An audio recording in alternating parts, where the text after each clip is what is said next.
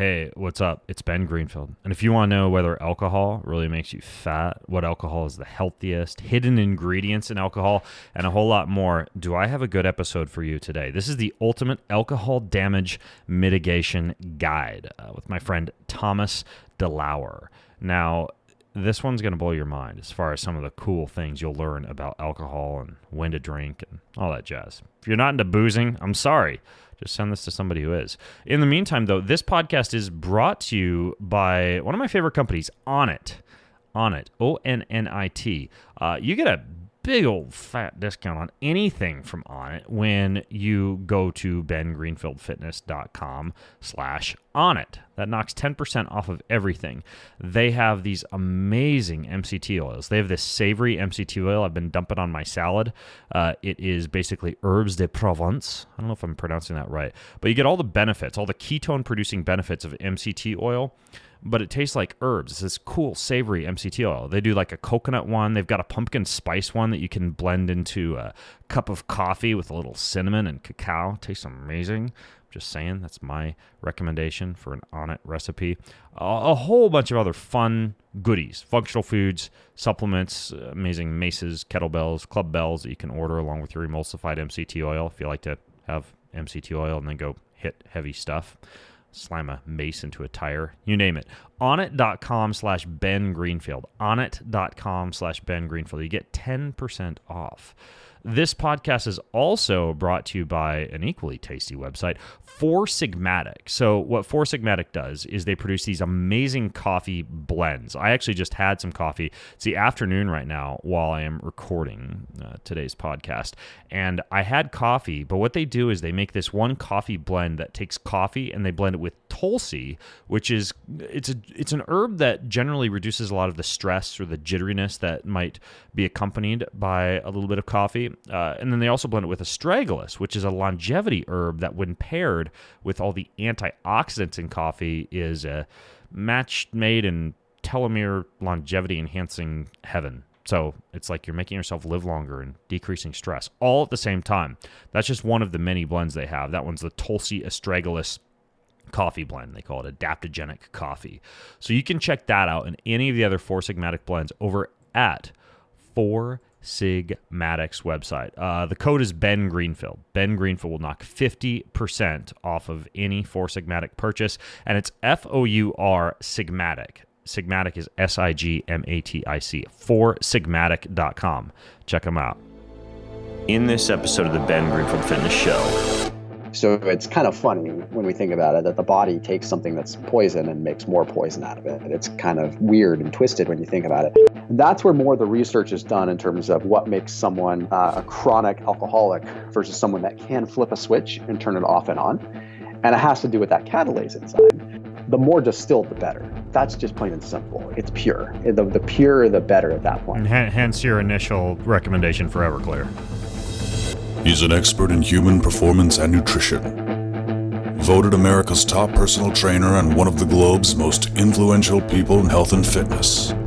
His show provides you with everything you need to optimize physical and mental performance. He is Ben Greenfield. Power, speed, mobility, balance. Whatever it is for you, that's the natural movement. Get out there.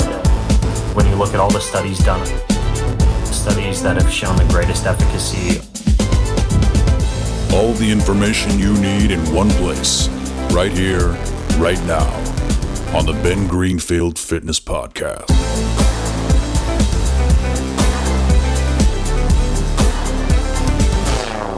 Hey folks, it's Ben Greenfield, and I know pretty much nobody that listens to this podcast has any interest in alcohol or red wine or cocktails whatsoever, but I figured, heck, just in case anybody might ever think about touching this stuff, I should probably have a guide for you about whether alcohol really makes you fat and what kind of alcohol is the healthiest and hidden ingredients in alcohol you may not have thought about. I figured, why not have some audio out there that could give you the ultimate alcohol damage mitigation strategy? And so that is what today's podcast is. It's not just me, though.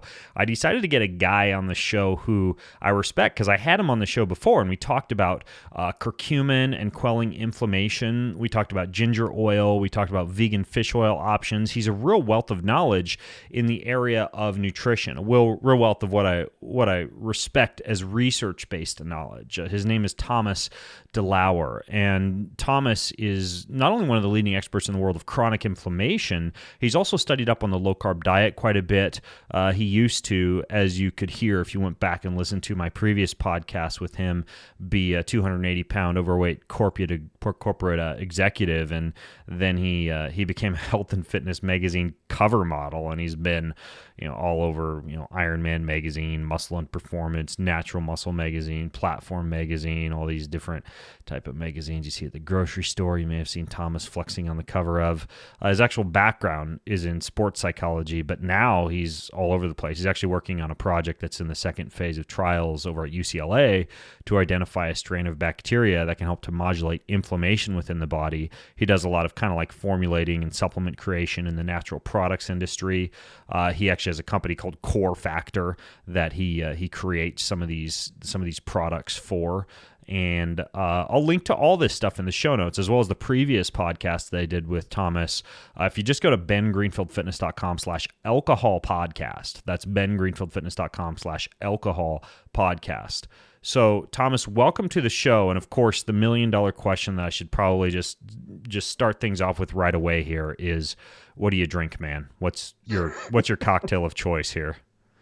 Well, everything's going to make sense after I explain some more of the science and we dive deep, but whenever possible, just go with Everclear. It's going to be the stuff that has the least impact on your body, and we can go into a lot more of the detail of how it works. But basically, there's less. It's so distilled. There's just less that can happen in your body. Oh my gosh, dude. All considerations of taste and enjoyment out the window. We're talking pure health. Go with Everclear.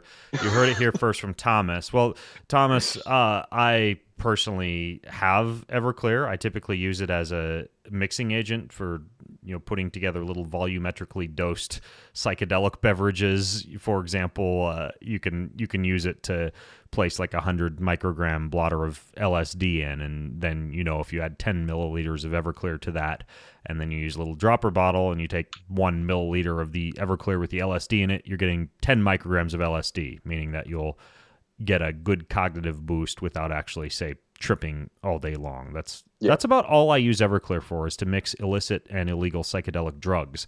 But for me, dude, I'm either an organic, biodynamic red wine guy. I use this stuff called Fit Vine wine that uses these old world microfiltration methods to get rid of the 80 plus different preservatives and chemicals that are allowed in wine these days.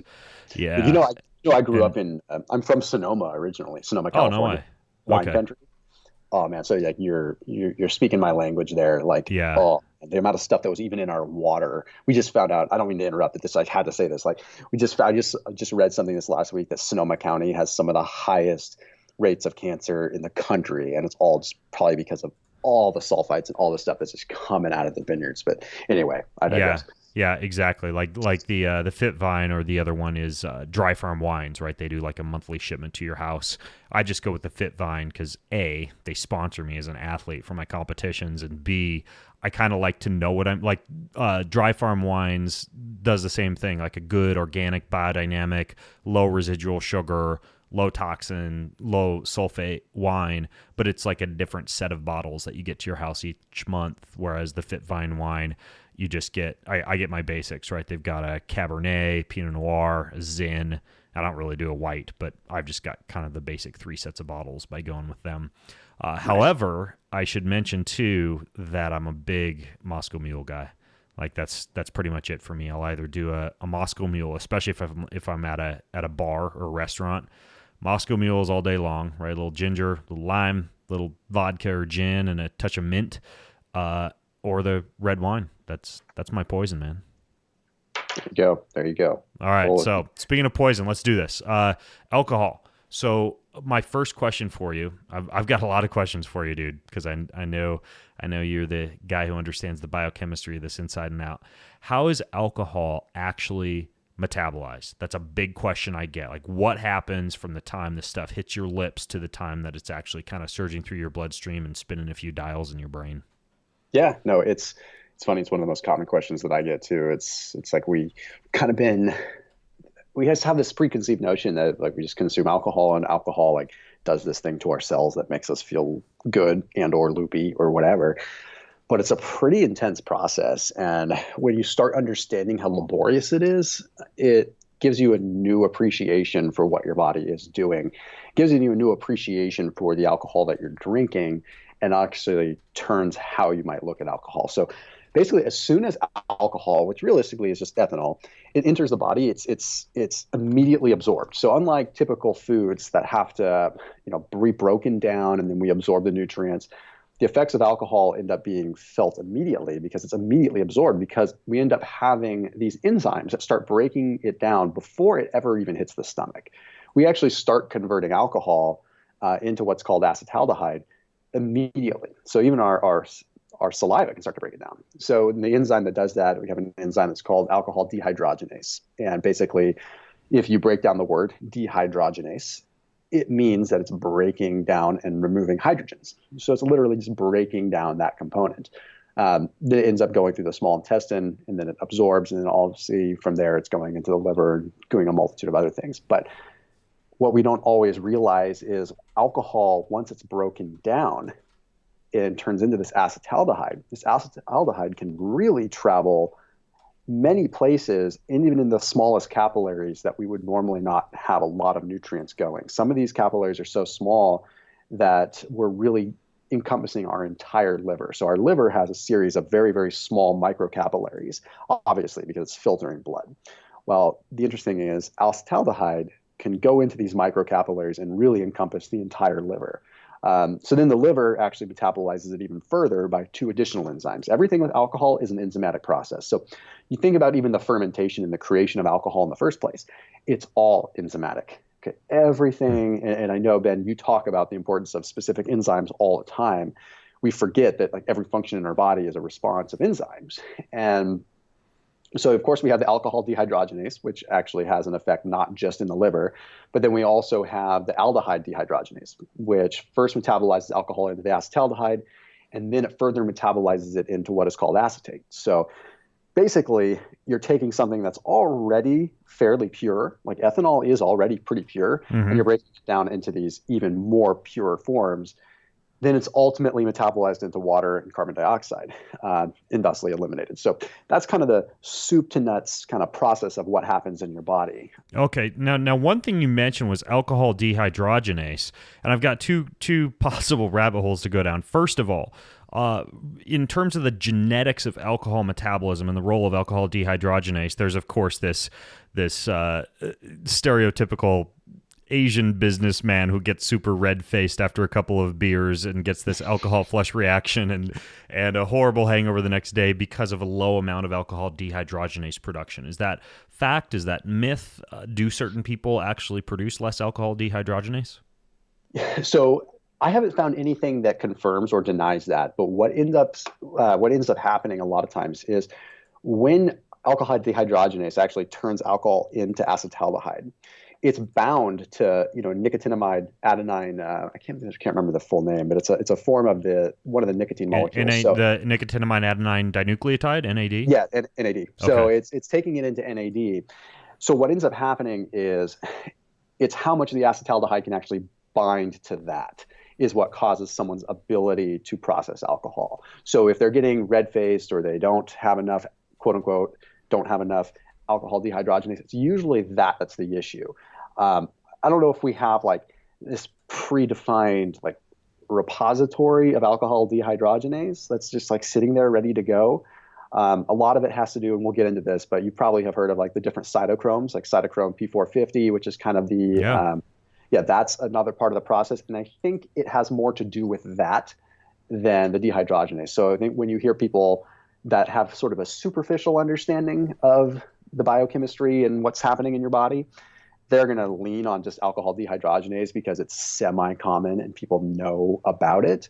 But you really got to take it a little bit further because there's really even more enzymes that are coming into play. That surprises me because I know cytochrome P450 metabolizes some amount of ethanol, but I actually was under the impression that these dehydrogenases, I think the two main ones are the alcohol dehydrogenase and then the aldehyde dehydrogenase. I was under the impression there was a pretty significant amount of genetic influence on those particular alcohol digesting enzymes. And you honestly could be right. I mean, I haven't dove really deep into that world. So, I mean, that's something that I want to dive into a little bit more anyway, because we always hear there's going to be people that are lightweights and people that aren't, people that can handle more. And perhaps it has something to do with different things that we consume, right? Because we do build up tolerances to alcohol and the opposite. So that would almost cause me to think that perhaps there are certain enzymatic functions in our body that allow us to become preconditioned, or just the opposite, to be able to withstand or not withstand alcohol. So that's something that I want to dive into a little bit more. Yeah, it's interesting too because a lot of those genes, I know that there's a strong association between specific alcohol and aldehyde dehydrogenase genes and risk for alcoholism, meaning like coding variants in those genes would either increase or decrease alcoholism risk based on how quickly you break down ethanol. I think the idea is that if ethanol gets oxidized more rapidly, or the acetaldehyde, I think, gets broken down more slowly, you would actually have increased risk of alcoholism, which makes sense because you need more to get the same effects. Kind of similar like a fast coffee oxidizer. They have a greater propensity to be like addicted to caffeine just because they burn through the stuff so quickly. I fall into that category where, I need 4 espresso shots or a huge giant ass 24 ounce cup of coffee to kind of get me going from a coffee standpoint because I break the stuff down so freaking fast. I don't want to go off on too much of a tangent, but I'm curious based on what you're saying that. Do you find that you crash from coffee being the way that you oxidize it, or do you just need more to get the effect, but you don't crash? I'm curious because I'm that way. I don't really crash from caffeine. I don't crash. I'm also very careful. I drink a very, kind of like, low mold, high antioxidant, only moderate. So I use like a medium, kind of a blondish medium roast. So I'm not getting super duper concentrated sources of caffeine. I don't have any of those confounding variables that I think are actual true confounding variables for people when they say they don't do well with coffee or they crash after coffee. Thank you. Meaning there's a lot of coffee with a lot of mold, a lot of acrylamides, a lot of carcinogens, a lot of artificial flavors added in. I mean, there's a lot going for coffee aside from just the caffeine. So I think that with a pure moderate caffeine, medium roast, low in mold, preferably organic, you can definitely have your cup of coffee and drink it too, so to speak, especially if you're a fast coffee oxidizer. Yep, you're speaking my language. It's exactly what. Well, and then we get back to, jumping back to moderation and those that can handle alcohol and those that can't. I mean, there have been instances where they've been able to find that cytochrome P450 is much more active in metabolizing alcohol in chronic heavy drinkers. So like talking about like the tolerance that someone might have, whether they are genetically predestined to be able to handle alcohol or not, the fact is that as you drink more, you handle more because of the cytochrome. And then you think about it, it's not just alcohol that the cytochrome P450 has to work on. Anything that's still causing kind of that same effect in the body, and even some foods that still have forms of alcohol in them can elicit that same result. So it really, like, I'm from the belief that what you eat has a big factor in how you metabolize alcohol. And I'm not just talking about in the short term, I'm talking about how you have conditioned your body. And it makes sense that someone that is highly athletic and is working out a lot and is really pushing themselves, even if they are a heavy drinker, they probably have less of that cytochrome P450 because they're still very, very sensitive. People like to pin it all on dehydration. Dehydration does play a role, but it plays a role with more so the congeners, which we'll get into a minute, as to why people end up feeling the ill effects of alcohol so much more when they're dehydrated already. Anyway, okay. Yeah, I want to dive into that stuff, but before we do, just to come full circle, to that rabbit hole on alcohol dehydrogenase. My one question was about the genetic propensity for certain people to produce more or less, which it sounds like is actually true, but it also has to do with some of those cytochrome pathways, which I suppose would also correlate to your mitochondrial health to a certain extent. The healthier your mitochondria, the more equipped you might be to be able to handle alcohol if the cytochrome 450 pathway is also part of that metabolism. But the other question that I had for you related to these dehydrogenase enzymes responsible for digesting alcohol is this idea, kind of like these gluten digesting enzymes that exist out there. What do you think about supplements that are sold as dehydrogenase supplements, like anti-hangover supplements, things that would help your body to somehow clean up the acetaldehyde more quickly or increase the availability of a dehydrogenase enzyme? Yeah, I've been seeing more of those pop up. I mean, the hard part is they're very fragile, so I don't know the sustainability of them. Something that I'd have to research a little bit more too. But that seems difficult because it's such a fragile process, and it's not like you could just orally or even intravenously really just like load up on a bunch of dehydrogenase and have it have an effect. There's other pathways in the sense that detoxing occurs, obviously. We've got the very broad scale ones like glutathione, and then we've got some more of these other ones. There's even, catalase. Have you heard of catalase before? I've heard of catalase, but is it actually being sold as an alcohol enzyme? No, but that's the thing is like catalase makes more sense to be sold as an alcohol enzyme to me, simply because that's what actually turns the alcohol into the acetaldehyde, very, very, very first thing before the alcohol dehydrogenase. So it would make sense when you think about it that alcohol dehydrogenase occurs throughout the entire continuum of the process, whereas catalase is a little bit more in the beginning, which leads me to believe that it's probably more stable or can at least be something that would be a consumable. I'm totally speculating here. It's just based on the fact on kind of the fragility of things, but yeah, that makes sense. And while we're on the topic of hangover pills and hangover remedies, I know that you've got a few ideas of how glutathione synthesis or glutathione availability could affect this process that I want to ask you about a little bit later on.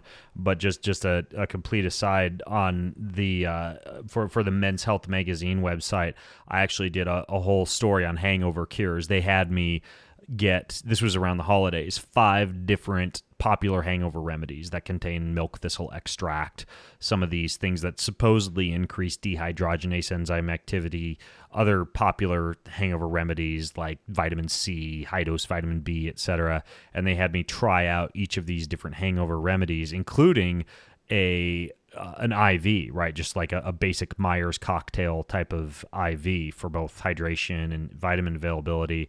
And just about everything didn't really seem to put a drop in the bucket for the holiday drinking that I was unfortunately assigned as my job to partake in, except the IV. I found these morning after push IVs. Literally, I had a company called Fast Vitamin IVs send them up to me and just did a cubital injection, just a self injection of the push IV a couple of mornings, and that really seemed to help. But I realize not everybody's going to give themselves an IV, so pay attention to what Thomas has to say later on. Anyways, though, so back into alcohol metabolizing. So we've got all this acetaldehyde that builds up. What else do we need to be aware of when it comes to how alcohol is actually metabolized? I think simplifying, the fact that alcohol itself is toxic, but what's really toxic is the acetaldehyde. Acetaldehyde is 10 to 15 times more toxic than the ethanol itself. So it's kind of funny when we think about it that the body takes something that's poison and makes more poison out of it. It's kind of weird and twisted when you think about it. But at the same time, it's important to know this. And we also have to know what ends up happening as far as a priority goes. I think we tend to forget that our body has a unique ability to sort of triage things. Like it knows what is important and what's not important at that point in time. So if we have a high level of acetaldehyde that's surging at a certain point in time, the liver is going to prioritize that, which means that other phases of digestion slow down, other phases of liver processing and metabolism slow down so that the liver can process the alcohol, or in this case, the acetaldehyde. So it's pretty interesting. I feel like that's what people need to know is that when you are drinking, it's not saying that drinking is bad. I'm saying that when you are drinking, you have to know that your body at that very point in time is prioritizing that alcohol. And that means that the old school of thought of eating a bunch of food to help absorb the alcohol doesn't really do much other than make you feel a little bit sick, because the liver, as we all know, processes everything. It doesn't just process the alcohol. It doesn't just process poisons and pharmaceuticals and everything. It's processing everything you're eating, and it's processing breaking down fatty acids. It's doing what it needs to do. And if you are making the liver process alcohol, then all that other stuff has to take a back seat, at least temporarily. And that is actually more hard on your body than anything else. So we can get into some tactics, because I definitely have some like takeaways for people, like just what kinds of alcohols and like some little processes that I've created in terms of like, if I'm going to drink, here's what I eat and here's how I eat and here's how I try to structure it. And I think we're all from the same vein here, that like, we'll do whatever we can to make it a little easier on our body. We're not just all out willy-nilly, let's just go have a good time and throw it all out the window. If there's a process, then we can make it better. But there's one other thing that if you've heard of, like there's actually researchers have really looked at what makes people tick as far as the brain goes with alcohol, and developing addictive personalities to alcohol, or addictive relationships with alcohol, I should say. And a lot of it has to do, again, back with that catalase enzyme. So we've got the whole liver metabolic function, but then there's actually a whole brain function that happens as well. And that's where catalase actually has its bigger effect. And that's actually what works in terms of stimulating these different tetrahydros that actually allow the brain to either become addicted to alcohol or not addicted to alcohol. And it can really distinguish addictive drinkers from social drinkers. And that's where more of the research is done in terms of what makes someone a chronic alcoholic versus someone that can flip a switch and turn it off and on. And it has to do with that catalase enzyme. So that's why I was so interested in like, okay, when is someone going to take this catalase and start looking at it a little bit differently in terms of potentially an addiction treatment protocol, an addiction treatment enzyme. But that's kind of the other side of the metabolism, which we can talk about a little bit later. But basically that's the liver component, and then there's the brain component. And I've kind of touched on both there. But that's how it goes from the body into giving you the effect. Okay, now one question I have that you alluded to there was that the alcohol would be burnt prior to burning the other substances, such as glucose or lipids or amino acids from a carb, fat, or protein content of a meal.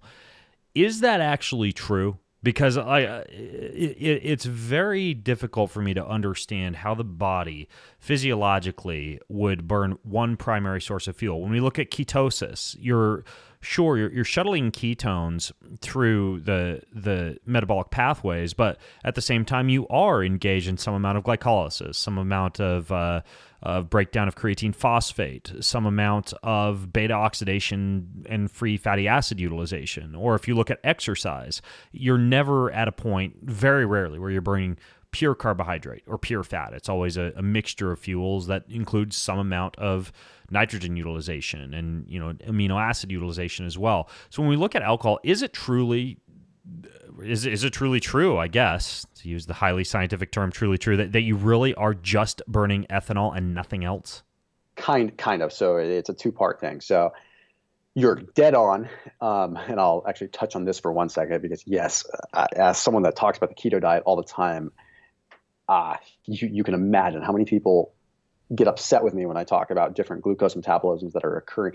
Your body's always finding a way to burn glucose, and it's always finding a way to create glucose no matter what. Whether you're on a ketogenic diet or not, your body needs glucose. You always are running in a combination. The interesting thing is that with ethanol, it doesn't necessarily force all glucose metabolism back.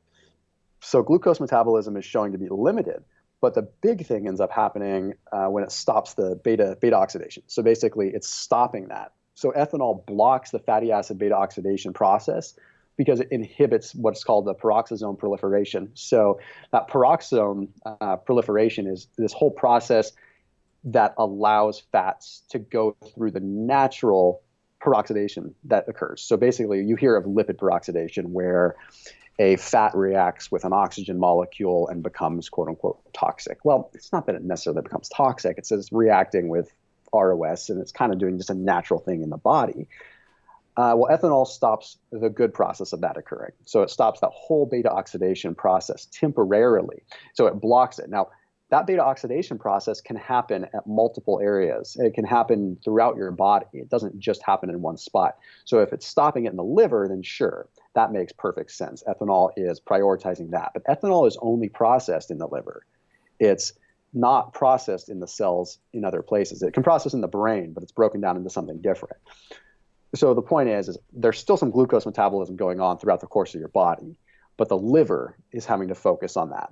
And then it's also blocking adenosine monophosphate. So when we have that, that's another precursor to really being able to create energy. So you're ultimately using a different energy source.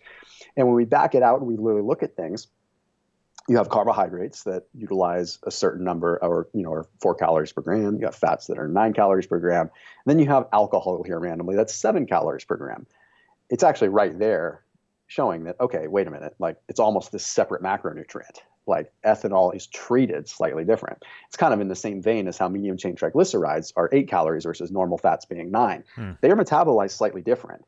So although I don't want to say the body is a one-trick pony, the body, or at least the liver, is treating alcohol, or ethanol in this case, as a macronutrient. So it has a whole different subcategory of processing that occurs.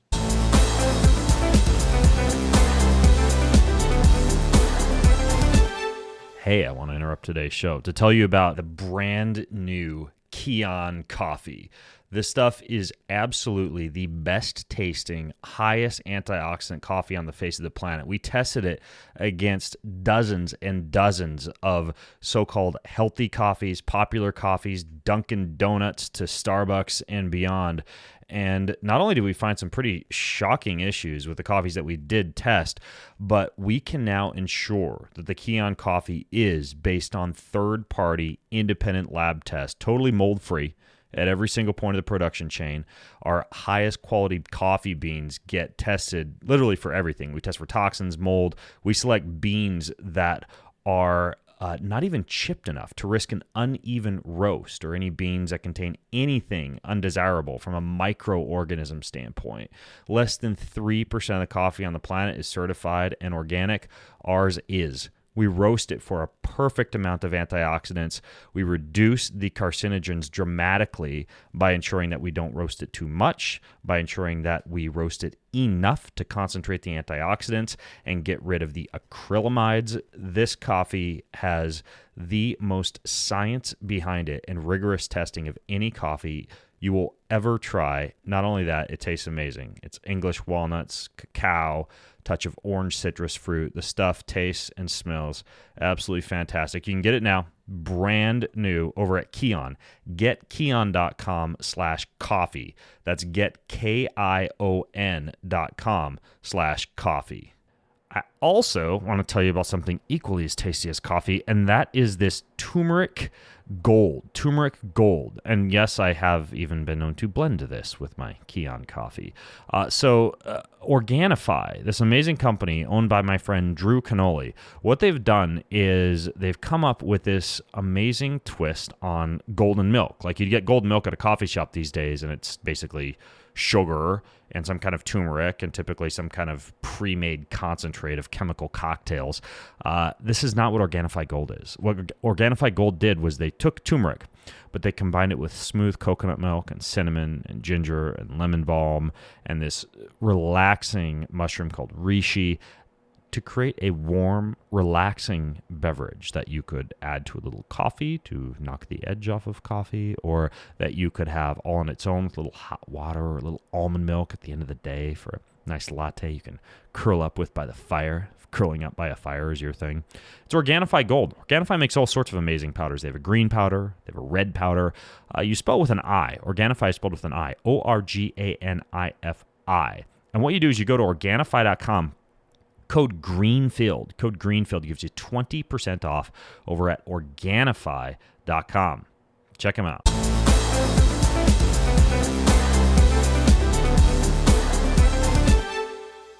So coming back big picture then, we've got ethanol.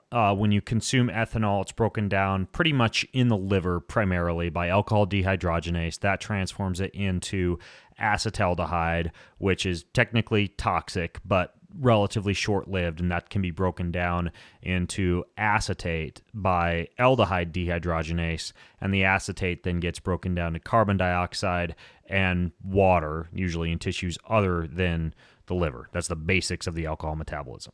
Exactly. Yep. Okay. And then we have these enzymes, cytochrome P450 and catalase, that also help to a certain extent break down the alcohol to acetaldehyde. But some of those enzymes would really only be required if you were drinking a larger amount of alcohol. That's you nailed it. Exactly. Okay. And then finally, when it comes to this idea of lipid peroxidation, and the idea that alcohol consumption increases oxidative stress and leads to this lipid peroxidation, one other thing I want to throw out there, total hypothesizing, would you be able to then say, A, not only should you not drink alcohol in the presence of a lot of other calories because that ethanol is going to be burnt as a macronutrient prior to and in favor over some of those other things that you're consuming, but you should also include either polyphenol or flavanol-rich beverages for your alcohol consumption, or something that's flavanol or polyphenol or antioxidant-rich along with it to undo the damage of some of that peroxidation that's occurring as you're drinking the alcohol, and hence something like a glass of red wine being a good choice. Yeah, so I am a big proponent of that. I do think that something that is going to be a fast-acting ROS inhibitor that's going to at least allow your body to take a little bit of the brunt off of the liver is definitely effective, because in my opinion, this is purely my opinion, but we have sort of these two areas of quote unquote detoxing as far as antioxidants go. We have like a phase that occurs after liver processing, and then we also have a phase that occurs before liver processing. And I'm hypothesizing here too, but it's based on things that I've looked at and things that I've seen. So what you're saying coincides with exactly what I think, that we have this process that we can actually encourage a little bit of the sort of negative byproducts, or possibly the acetaldehyde that sort of self-destructs into acetate before it's ever really processed as just a waste product, because that's kind of what's been shown too. It's very similar to like ketone production. When we have ketone bodies, we have acetoacetate that's created, and that acetoacetate turns into acetone. These names sound quite similar, don't they? Mm-hmm. Acetoacetate to acetone, acetaldehyde to acetate. So very similar processes. What happens is acetone is just like this abrupt self-destruction of the acetoacetate in the case of ketosis. Well, the same thing can happen with alcohol, where it's like it's kind of almost skipping this effect of the acetaldehyde and just self-destructs into acetate, which is just basically goes from being alcohol that you're consuming directly into something that's just toxic. It's so by having antioxidant-rich beverages or anything like that, you are stopping those from having an effect immediately. And those are the ones that probably aren't getting you any kind of positive effect out of your alcohol. Those are the ones that are just going straight to making you feel like garbage. Mm-hmm. So I actually think not only is it good for your health to have high flavanols, but also I think that it could make the buzz that you get from alcohol cleaner and better. Interesting. And could you also say, based off what you've just described in terms of ethanol and its similarity to ketones, and that you are getting some acetoacetate production, that it would be able to put you into a state of ketosis? Or is this kind of like when you're trying to be on a ketotic diet or in a state of ketosis and you're not burning the ketones? Generally, they'll show up as acetone bodies in the urine. Is a usable form of ketone, such as a beta-hydroxybutyrate, pretty much impossible as a side product of alcohol metabolism? And if you're seeing ketones in your urine, it's just completely unusable ketones from the alcohol? Well, acetone is expelled through the breath. Acetoacetate is actually what's measured. Acetoacetate, yeah. That's interesting. I mean, that's a whole nother conversation. But in short, yeah, if you're showing high levels of acetoacetate, it means that you're already having excess levels of ketones. So if you have extra beta-hydroxybutyrate coming in at that point, unless you are planning on doing a very intense hybrid mix of anaerobic activity, I don't see a whole lot of benefit. So, like, especially if you're already showing a lot of acetoacetate. So if you're already showing that you're your body doesn't know how to handle all these ketones. Because it happens with people that first go into ketosis a lot. They show heavy amounts in their urine because their bodies just haven't developed the mitochondrial machinery to understand how to process all this fat. So it's like the livers are processing it and they know what to do with it, but then the cells are like, what do we do with this? And so you just excrete it. And then they become keto adapted, and all of a sudden they're like, I'm not showing on the strips anymore. And they freak out. And it's like, no, your body just became adapted. That's what's happening. Right. So if you get to a point where you're showing it on the urine strips again, something has changed. Either your athletic activity has gone down, you're more sedentary, your fats have increased, and you're an indicator that you're actually not necessarily consuming too many fats, but you're probably just creating excess ketones. So by supplementing beta-hydroxybutyrate at that point in time, it needs to be sort of a preamble to, I'm about to go have some combination of anaerobic and aerobic activity, like a mud run or something like that is a perfect example, right? Like where you actually are going to, and I think actually come to think of it, you and I kind of talked about that a little bit. Like you have explored with some exogenous ketones, like when you're doing that kind of activity, right? I've used ketone esters, and I've also used beta-hydroxybutyrate salts, and found both to be effective for exercise. Absolutely. I think that's something that a lot of people are aware of nowadays. I guess my main thought pattern here was, when drinking alcohol, are you going to somehow, because alcohol can produce a form of ketone. I mean, we know ketonuria, for example, ketones in the urine is something you observe quite a bit in alcoholics and heavy drinkers. Could you use alcohol consumption as a way to enhance a state of ketosis, I guess is what I'm saying, or is that just a faulty thought pattern? Actually, I haven't even thought about that. I mean, because you're getting acetoacetate and some amount of beta-hydroxybutyrate. You definitely are. So it's like you could either, that might explain why people tend to say that when they're on a ketogenic diet and they're drinking alcohol, that they end up feeling more cognitively aware and actually more like these almost astute feelings when they're in ketosis versus the opposite. But they also say that their hangovers a lot of times are worse. So it's kind of interesting. So it's like, does that mean that they're just producing more? I don't know. That's an interesting thought. That gets me thinking on that. Yeah. Well, if you're listening in and you have some experience with alcohol consumption and ketosis, let us know. But yeah, I know probably engaging in a heavy amount of drinking to the point where you're producing a significant amount of acetoacetate and beta-hydroxybutyrate bodies would result in enough acetaldehyde toxicity to where it probably wouldn't be a good strategy for getting into ketosis, in my opinion. I'm just throwing that out there. So what about when it comes to the actual choice of alcohols? Like we talked about red wine as an antioxidant-rich beverage that could decrease the amount of lipid peroxidation that occurs from, for example, the metabolism of alcohol that you've described, Thomas. But are there other forms of alcohol that are not quite as labor-intensive on the body, or that help to undo some of the potential aldehyde or acetaldehyde toxicity issues with alcohol? Not so much in the way of the acetaldehyde issues. I mean, because the thing is that alcohol is alcohol, ethanol is ethanol, and how we are going to process that is pretty straightforward. But what we do have to look at is the other things that come into play when it comes down to how alcohols are made. There's of course congeners, which we can talk about. We talked about a little bit with wine, like the sulfates and everything like that. Those are pretty powerful in terms of what they do with your liver. And again, liver is prioritizing this acetaldehyde at that very point in time, no matter how small of a process it is and how small of a window of time. We could be talking nanoseconds here. But when you have other things that are in play, and the fermentation process of foods in general can yield a very positive effect, but can also yield a very negative effect that can be hard on the body depending on what kind of enzymes are created and what kind of process it goes through.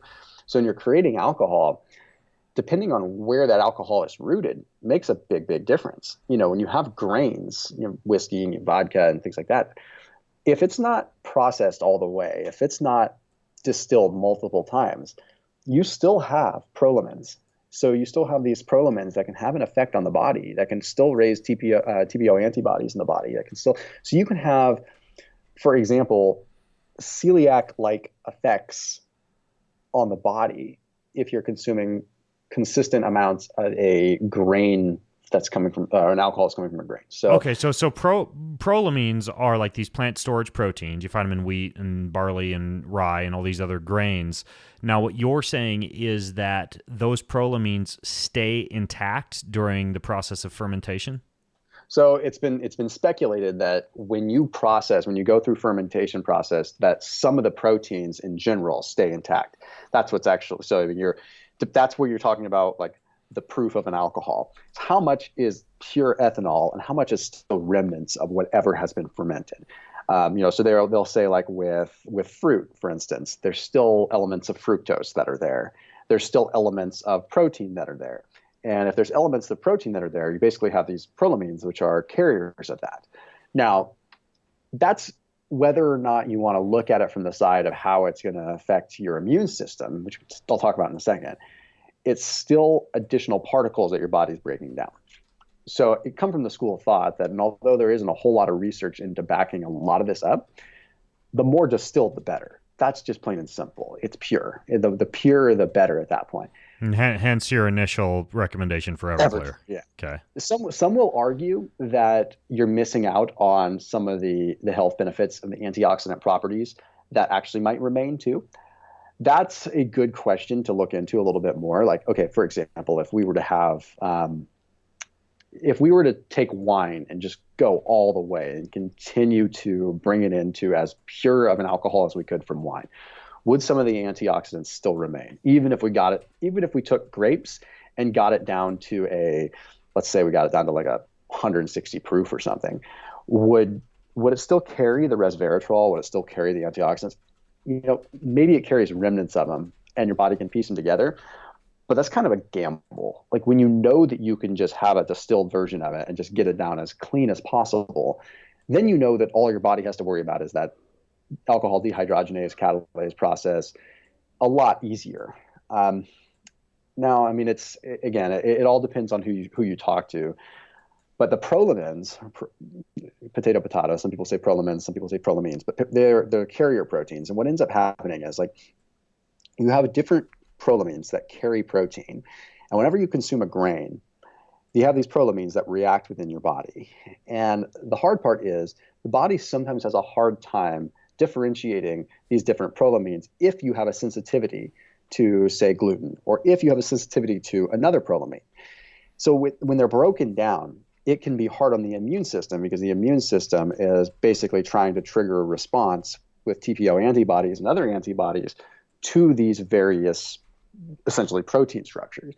It's the same way that someone that has a celiac disorder would actually be affected by gluten. It's just happening at a different scale, a different magnitude. And whether you feel it or not, that's extra heck that is being put on your body. So that's why I'm such a big fan of going as distilled as possible. So with that, there's some out there now that are like quadruple distilled vodka. That's always good to go. Gin is really, really good if it's, as much as you can possibly get it in the pure form. Very dry wines whenever possible. And I hadn't heard of the brand that you talked about, but that sounds phenomenal because, again, coming from Sonoma, like I'm used to these wines that are just full of chemicals. And so that's interesting. I'd actually, on a personal note, like to know a little bit more about that one. Is it pretty dry, by the way?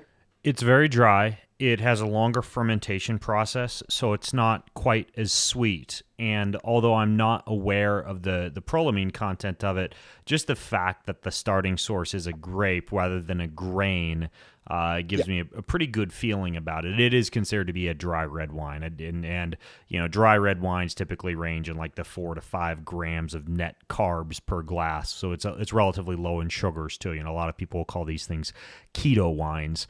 But the other thing regarding the alcohol that I wanted to ask you about is, of course, when we're talking about grains, the elephant in the room is beer. And there's now these beer companies, Omission is one, and I'll put a link if you guys go to bengreenfieldfitness.com/alcohol podcast. That's bengreenfieldfitness.com/alcohol podcast.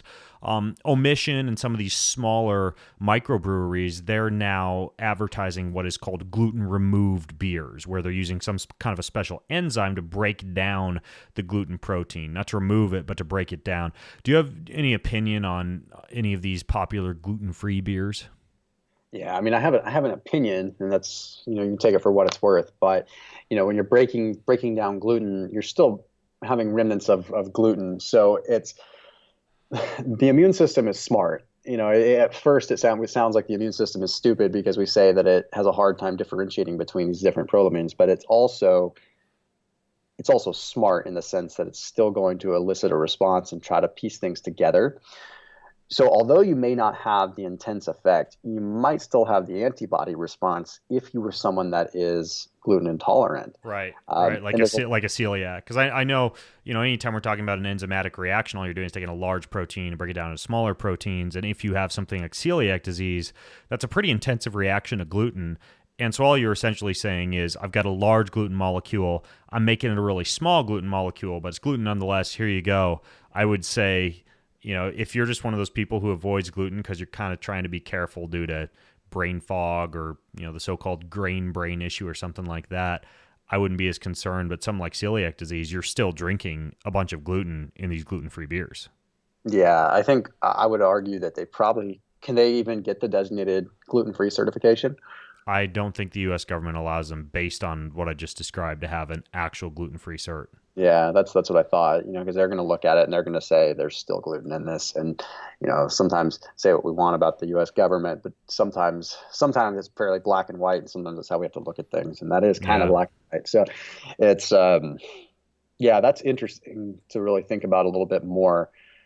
You're probably not going to have the same effects that you would if it was a full gluten molecule, but gluten isn't always the issue. That's the hard part, is people have reactions, these crossover reactions, where sometimes they think that they have a gluten intolerance because there's 5 prolamines that are mainly existent. And a lot of times in any given grain or gluten or anything like that, we have 3 of these prolamines that are always crossing over.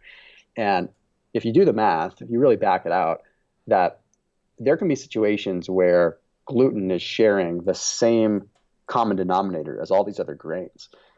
So what ends up happening is you get these crossover reactions where people think they have an issue with gluten, but maybe they have another issue with one of these other prolamines. And it just so happens to constantly show up in gluten. But they're really getting similar effects even when they have rice or even when they have a very specific, and that's the crazy thing with prolamines, is this can change from every different grain. A different strand of basmati rice versus a short chain, they can all be different and you just don't know.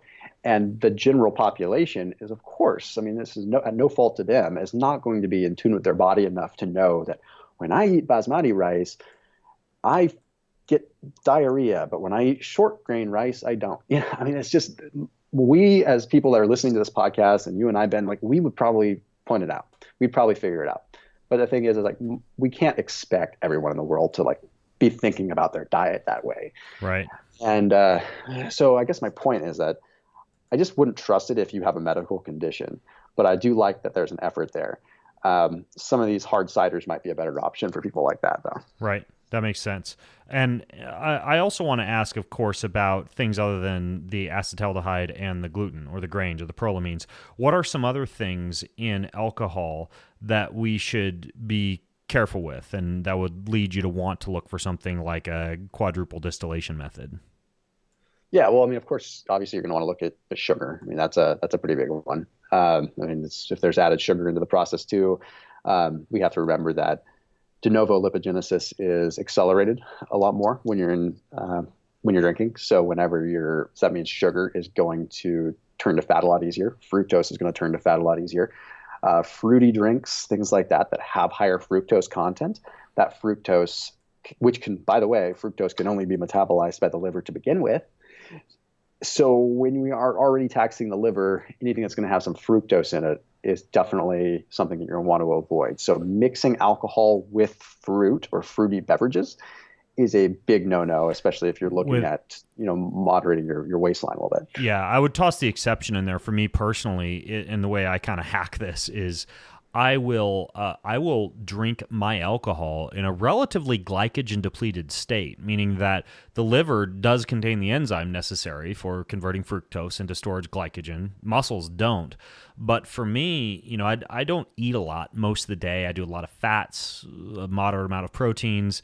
I have a pretty hard workout at the end of the day. And by the time I get into about the 7 p.m., 8 p.m. hour, I know I've got some pretty serious muscle and some partial liver glycogen depletion going on. So I actually don't have wine or any alcoholic beverage with dinner or after dinner. And if I'm offered one after dinner especially, I'll typically decline a post-dinner glass of wine.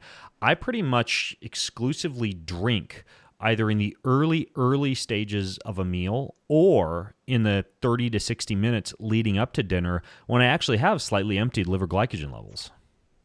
It's actually really clever. That's a lot of what I would sort of say with my protocol anyway. So that's that makes perfect sense. And you've got, I mean, honestly, let's face it, when you're hungry post workout and you have a glass of wine, you certainly get, if you're looking for the brain spinning effects of a small glass of alcohol, a lot more readily, and so you got to drink less as well. It's very, very true. And some people don't always look at it like that. If you're trying to just get the effects of alcohol, then less is more. I don't know if it's necessarily something to be proud of, to feel like it takes me a lot to get the effect of alcohol, because that's just more you have to put in your body. And of course, when you wake up in an overnight fasted state, you also have somewhat empty liver glycogen levels. So the whole Bloody Mary thing for breakfast could be another time to have your daily serving of alcohol, potentially. Quite honestly, you're right. So if you take anything away from this podcast, drink Everclear and drink it when you wake up in the morning. What else? What are some other things in alcohol that you need to be looking for aside from the sugar? Oh man, I mean, and the prolamine. Yeah, well, the prolamines you're never going to really be able to, truly identify. You're not going to be able to. That's going to be. You should know where it's coming from. Well, they're not going to be on the label, but I mean, if you're drinking a beer or some medium that's not very distilled at all and is derived from a grain, you're pretty much guaranteed prolamine content. Exactly. So I mean, you also want to, of course, like we talked about, be careful of what you are combining it with. But you want to be looking at, how long the actual fermentation process is, which, you can usually do a simple search with whatever alcohol you're a fan of and find like how long their actual fermentation process is. Some of these companies have accelerated fermentation processes, where they're cranking out high quantities of products. So they accelerate fermentation by either adding other components into it or by putting them in chambers where they'll ferment faster. A natural fermentation process is always best. Fermentation is a beautiful thing, and it has the ability to, like I said earlier, cause so many amazing positive things in your body. But when it's altered, that's when we are kind of putting this man-made spin on it. So usually if you go to a site or you just email their support, like they'll usually tell you how long their fermentation process is. And like with alcohol, it varies depending on what is actually being distilled and what's actually being fermented. And with rice, I know it can happen a little bit shorter because the starch molecules are a little bit shorter.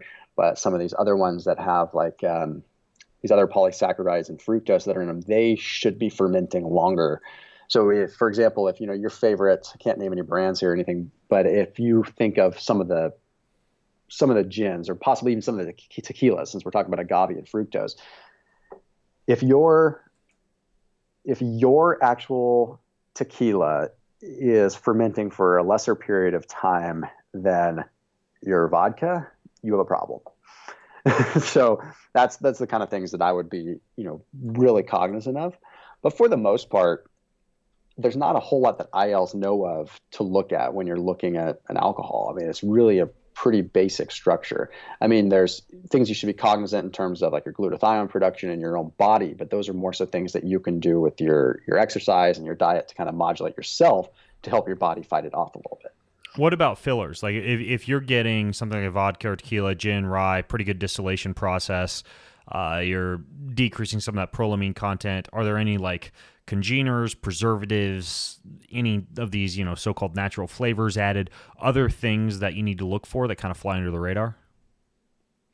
Yeah, sometimes they even put forms of like other minerals in there. So sometimes you'll see forms of different calciums and things like that added in there, just because they're trying to actually keep structure there. So like a lot of times minerals are good. Obviously, we don't necessarily want to say that minerals are bad, but they're sort of acting as a preservative in this case because there's something that gives it a little bit more shelf stability without actually having to add a chemical to it. There are a multitude of different chemicals that people add into alcohols, so you always need to be cognizant of that. Preservatives in general, sulfates, sulfites, all those are exceptionally common, especially in the wine world.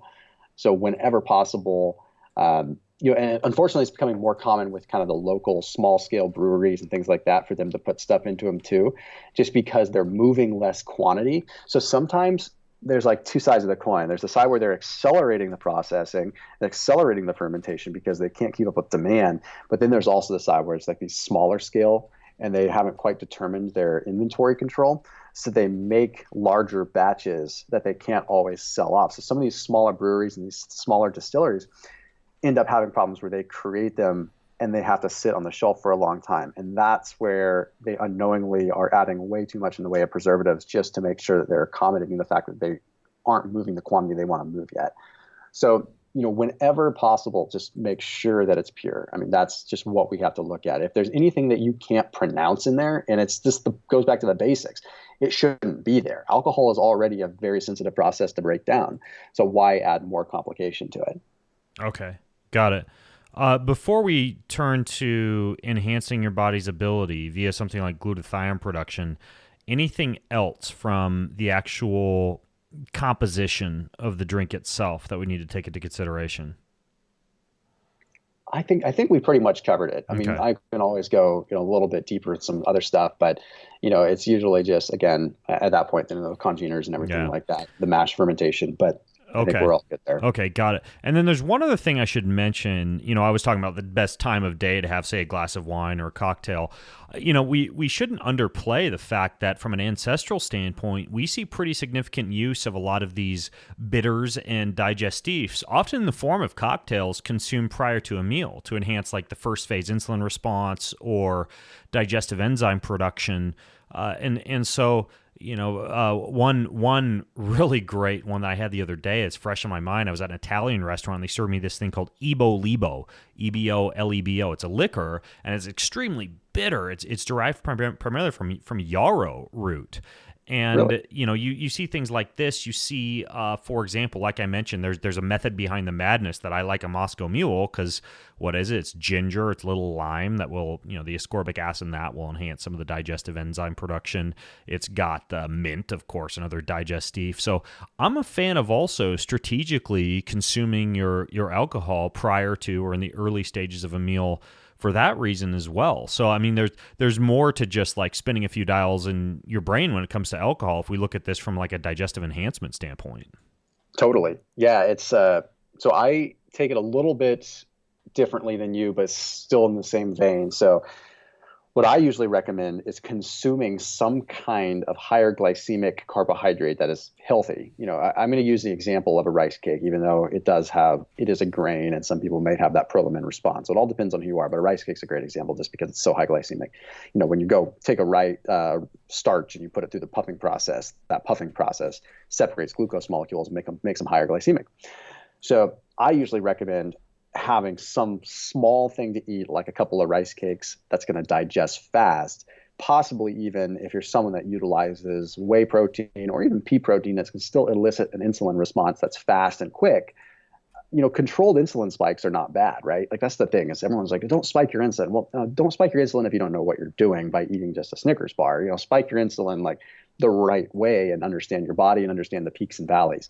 So by having a couple of rice cakes prior to drinking, you actually allow you to have a little bit of glycogen in your tank. So you're not kind of in this situation where the alcohol can completely decimate you, but you're also putting a little something in your stomach too. So you're getting kind of some of the remnants of starch are still going to be in your stomach. So if you're someone that is sensitive when it comes down to alcohol consumption, and as far as kind of the burning feeling, I do talk to a lot of people that they feel like they have to eat whenever they drink, simply because it can be hard on the stomach, especially if you're not drinking something that's pure, because then you have all these different enzymatic functions that go on.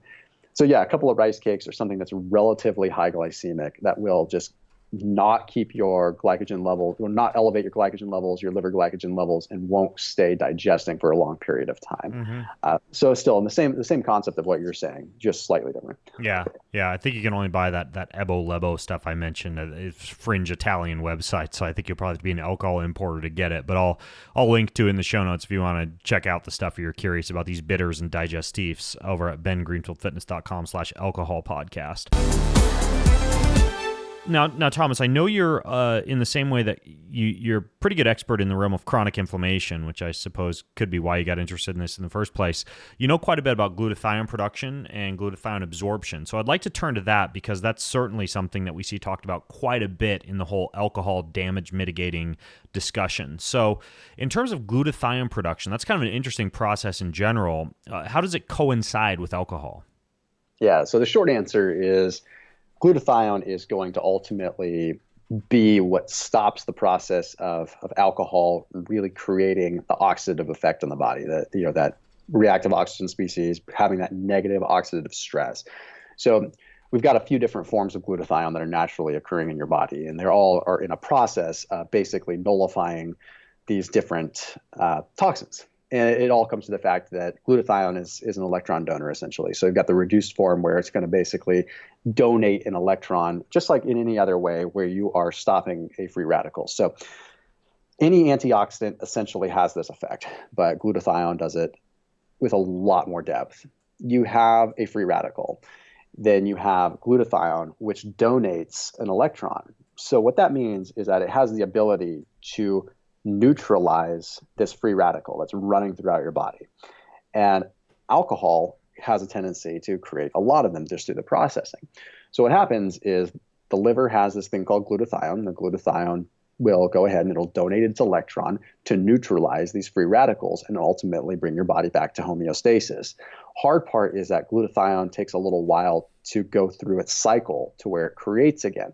So it goes through not only the part where it donates the electron, but then also the regeneration phase. So after glutathione donates its electron, or I should say the reduced form of glutathione, donates its electron, then it becomes oxidized and it ends up leading to the formation of glutathione disulfide. So getting kind of advanced here, but basically what that means is it's the oxidized form when two reduced forms of glutathione come together after they've already given away their electrons. So here's how I kind of describe it. You have a glutathione molecule. Okay. It sees a toxin. So it donates an electron. Okay. Then you have another glutathione molecule that's done the same thing. So I'm going to get kind of crass here. But basically think of these two glutathione molecules that have both given up their electron. Think of them as two divorced people that just gave up their significant others. They just had to just release them for whatever reason. Then they travel around and they meet each other and they're like a new couple and they're like, hey, guess what? Let's do this again. Let's start this relationship. So they do. And that they become one glutathione. And that glutathione, again, goes off along its merry way and eventually will donate an electron. So it's constantly this dysfunctional process of giving away the spouse, then coming together, giving it away. So you can see how eventually you run out. You start with 6, go down to 4, down to 2, because eventually they've all donated an electron and become kind of this, no longer the reduced form, but basically this GSSG or the regenerated form of glutathione. Okay. So through that process, and I hope everyone's tracking with me because it's kind of complex, but I'm trying to simplify it. You ultimately end up with reduced amounts of glutathione in the body. And eventually your body can restore that. But after it's stuck to a protein, it really binds to a protein for a while. So you have to wait for a certain amount of time for your liver to rebuild. And that's what ends up happening in the case of alcohol, is because it's so toxic and we have this alcohol dehydrogenase that's already broken it down, the glutathione is required to really essentially neutralize the acetaldehyde. Well, basically, it's giving up all its quote-unquote spouses very rapidly, and eventually you run out.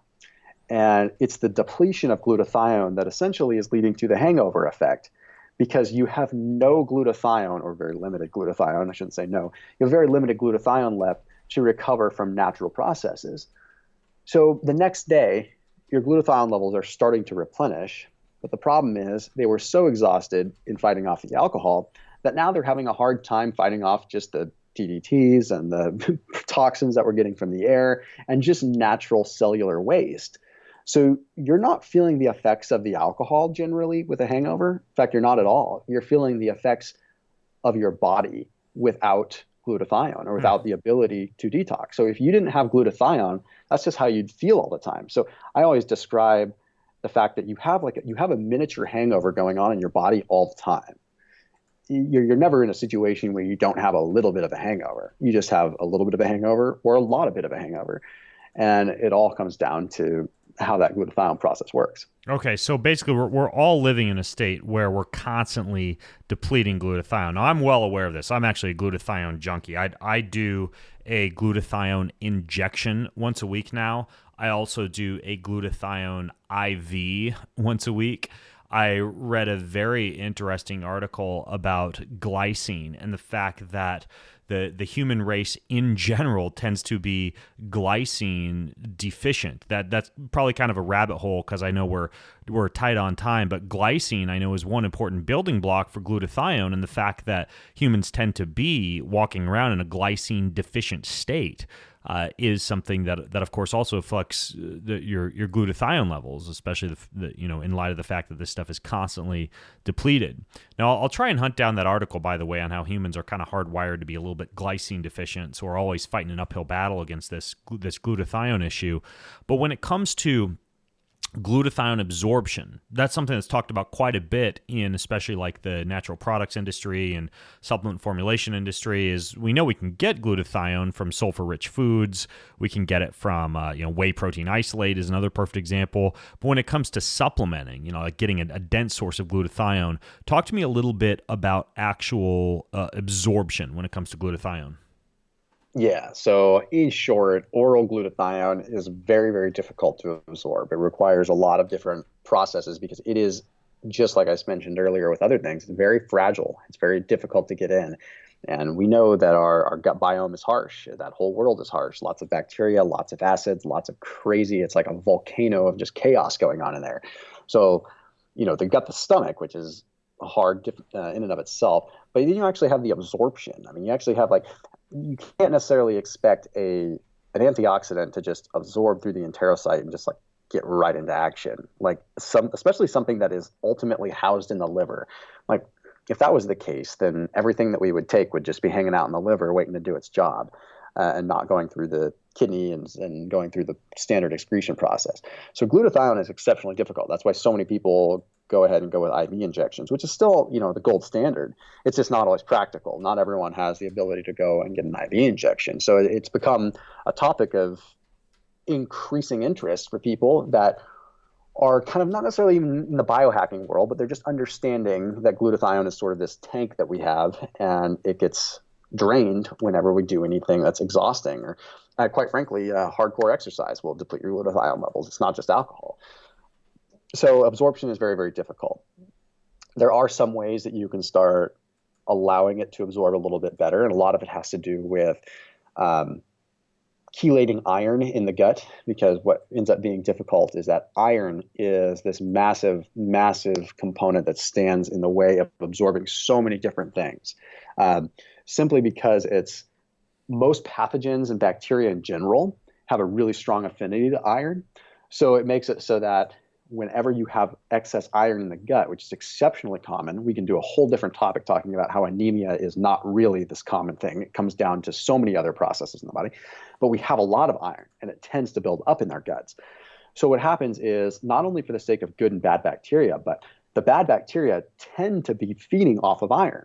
And so when you actually take specific kinds of things like lactoferrin, for instance, lactoferrin is something that you can take along with a glutathione supplement that goes and scavenges that free iron, and then it also binds to the lipopolysaccharides that are in the cell walls of bacteria in general, making it a lot easier to actually absorb things because they're not getting fought off by bad bacteria all the time.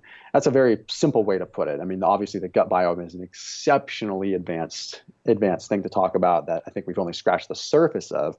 But finding a way to absorb glutathione orally is something that I've really worked on over the last really 3 years. In fact, the patent that I have is called receptor cell mediated endocytosis. It's a patent that I'd worked on for the last 2.5 years, came to fruition last year. And receptor cell mediated endocytosis is literally utilizing the power of lactoferrin and how lactoferrin can be an iron chelator, allowing the proper absorption of oral supplements. In this case, I'm talking specifically more about glutathione because I felt that there was a need for it. Plus, glutathione can bind to lactoferrin naturally. So while lactoferrin can go in and actually stop some of the iron, it can carry the glutathione along with it, whereas not everything can bind to lactoferrin.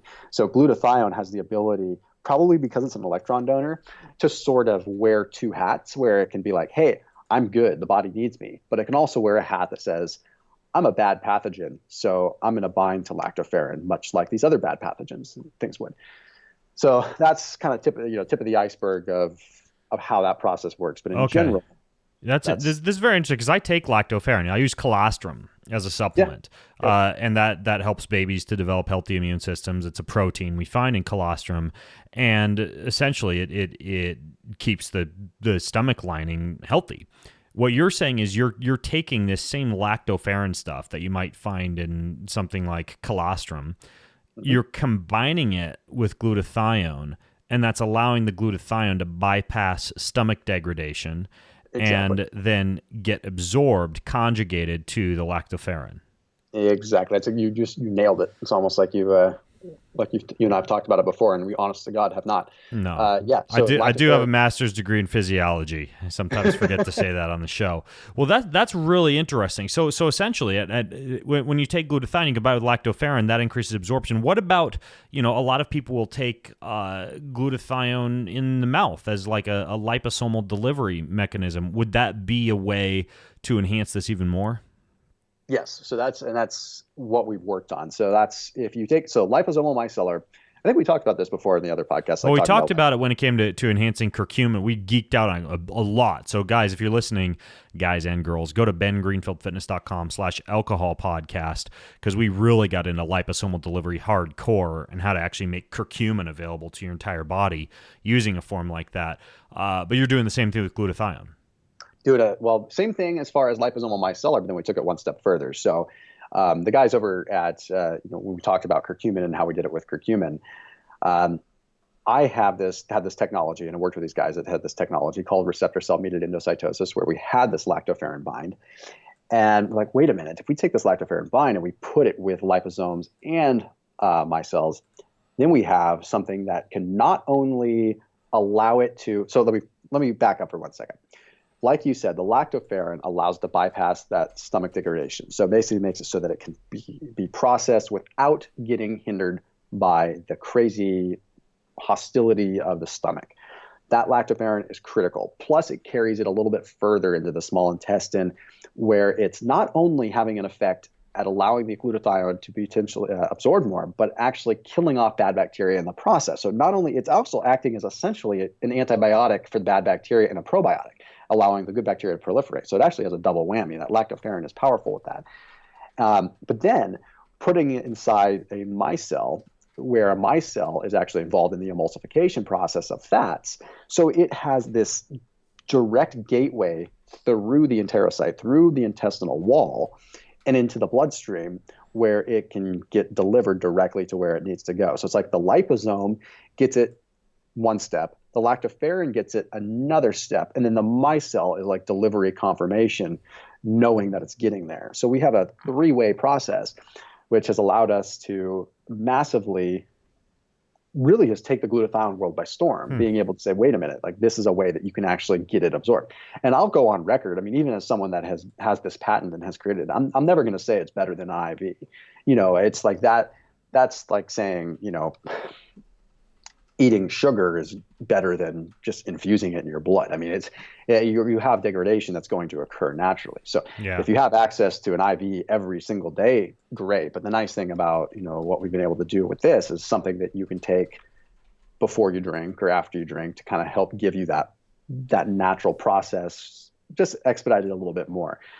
Got it. You don't want to be taking it constantly, like taking it massive amounts. I'm more of a fan of like sustained small amounts, just to make sure your levels and vary it depending on how your stress levels are and how much you're drinking and stuff like that. Okay, so that's the stuff that you have that over at the what's your website, Core Factor? Yeah, Core Factor. Okay, so at Core Factor, what you've done is the glutathione. You've made it this liposomal delivery, but then you've used the receptor-mediated endocytosis to bind it to the lactoferrin. So essentially, you're doing glutathione and lactoferrin simultaneously. Exactly. And that's like an oral dispenser like you would normally see in like a glutathione. A lot of people now, Bulletproof is one common example people refer to as like a liposomal glutathione. This is kind of like the same look as that, like a syringe. Yeah, exactly. So coming in a syringe, it's just like a kind of a 1 milliliter dose, everything like that. Bulletproof changed their formula a while back because they had a little bit of an issue with trying to get that liquid emulsion. So I know they changed their formula because they couldn't nail the liquid emulsion for some reason. I don't know what the full situation is. They couldn't get the stability. I think what we've been able to harness the technology with kind of that micellar stability is what's kind of made us unique. It's not easy to get a micelle to react the way you want it to. You have to have a certain process of heating that occurs to naturally put it into an emulsion. And unfortunately, when most people go through this heating process, they're harming the molecule that they're actually working with. We have kind of a proprietary technology where we have a catalyst that's in there that takes the brunt of the heat so that we can actually still put it in an emulsion. Interesting. Very cool. Well, I'll link to that in the show notes too. I know you're hooking up everybody who's listening in with a discount. So I'll put that over at bengreenfieldfitness.com/alcohol podcast. I also will hunt down that idea behind, because I didn't want to basically skim over this too quickly, although I know that our time was limited and still is limited, but that whole glycine thing, I didn't want to make it sound like humans are broken, but apparently the idea is that over the course of evolution or over the course of human development, our collagen requirements went up quite a bit based on the growth of the human brain and the change in our gut capacity to digest plant matter, and our ability to synthesize glycine stayed the same. So essentially a glycine deficit is kind of an intrinsic part of the biology of large vertebrates, and our ancestors would have mitigated this by eating very collagen-rich diets and eating, the animal, hoof to tail and that type of thing, but we don't get quite as much of that in our own diet, hence the enhanced need for glutathione in the face of reduced glycine availability. I think Chris Masterjohn is the guy who had a big article about this, so I'll hunt that one down, and I'll put that in the show notes as well for those of you who want to geek out on glycine and its relationship to glutathione. But ultimately, Thomas, this is really interesting stuff, especially this whole like glutathione absorption piece and the idea behind some of the mitigation strategies that allow you to get past that glutathione absorption. So I'll put a link to all this stuff in the show notes. I'll put a link to that Fit Fine wine I drink, a article I did on gluten-free beer, that Ebo Libo digestif stuff I mentioned, the Chris Masterjohn podcast on glycine depletion, a whole bunch more over at bengreenfieldfitness.com/alcohol podcast. And I'll also put a discount there on a good form of glutathione that Thomas has available over there at the Core Factor website that you can grab as well. If you want to have your cake and eat it too, so to speak, from an alcohol consumption standpoint. Anything else you wanted to cover here, Thomas? No, this was awesome. It's been a while since I've gotten to go this in depth with alcohol, and yeah, it's and for those that want that Core Factor, I think we created a special link for you guys. Yeah, it's corefactor.com/bengreenfield, so super easy that way too. It's KOR, right? Yeah, KOR FACTOR Core Factor. Awesome. Awesome. But yeah, this is man, it's now I'm gonna dive in a little bit deeper and get back with you on some stuff, and we can update show notes later too. Maybe I'm gonna try to find out a little bit more about sort of the genetic process with alcohol and everything like that. Because now I made a note to look into that, because that'd be an interesting one to dive a little bit deeper on. And I'm glad I gave you some homework, man. My homework is to go experiment with all these amazing drinks, from Everclear to Ebo Libo to wine and gluten-free beer and beyond. And I'll kind of let you know how that goes as I take a dive down the quadruple distillation rabbit hole.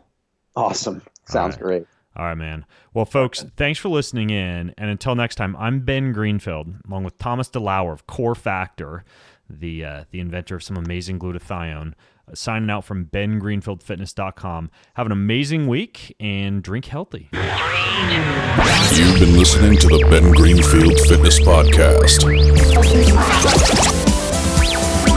Go to bengreenfieldfitness.com for even more cutting-edge fitness and performance advice.